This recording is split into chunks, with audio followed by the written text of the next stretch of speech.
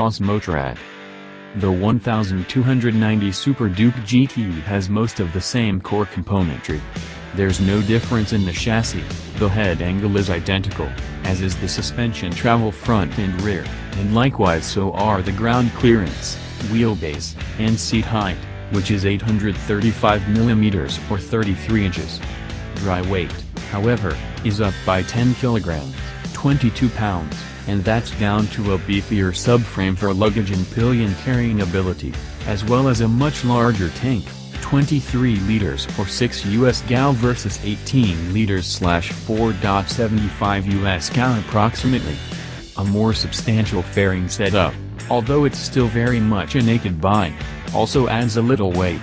It's still a fairly light bike, though, at 205 kilograms, 450 pounds, dry. Unlike the chassis, the monstrously powerful engine does see some slight tweaking. Peak horsepower is reduced a tad from 177 to 173, which is made in full at 9,500 revolutions per minute. The torque curve has been brought forward marginally, allowing the GT to make peak torque 250 revolutions per minute sooner than the R, at 6,750 revolutions per minute. You are able to choose a throttle, engine map to suit the task at hand, sport for spirited riding, street for most normal situations, and rain for, you guessed it, rain. Rain is the only mode where power is restricted, till the 100 horsepower, whereas in sport or street, you are given full power. Disappointingly, unlike the 1290 Super Adventure S and 1290 Super Duke R, the quick shifter only works up the box rather than down as well. Brakes and suspension are identical to the R. The gigantic Brembo M50 calipers grace dual 320mm front discs, and the rear brake is a Brembo twin caliper unit which squeezes a 240mm disc. The front and rear brakes are linked, meaning the rear brake is automatically applied when the front brake is operated. The rear brake lever operates only the rear brake, and this feature can be disabled if so desired.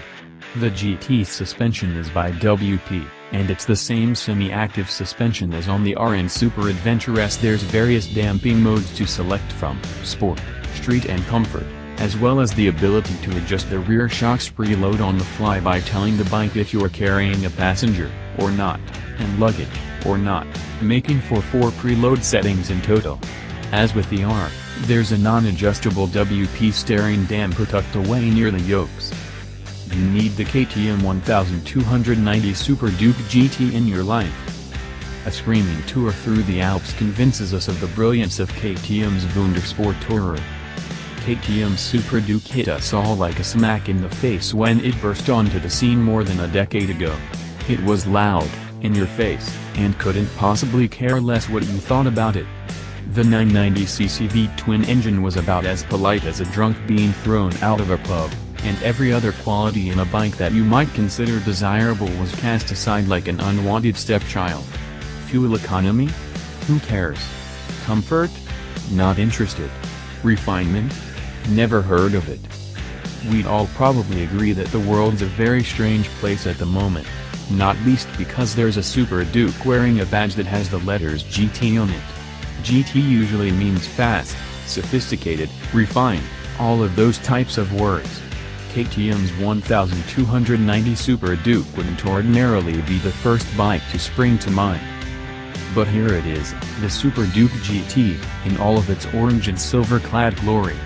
First introduced at OTOMODE back in 2015, you'll be thoroughly unsurprised to hear the GT finds its roots in KTM's 1290 Super Duke R, a bike the Austrian company nicknamed the Beast. Electronics are made by Bosch and serve as the brains behind the ABS and traction control systems.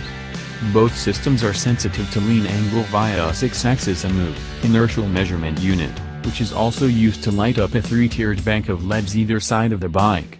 The further you lean, the more tiers light up, forming a cornering headlight system.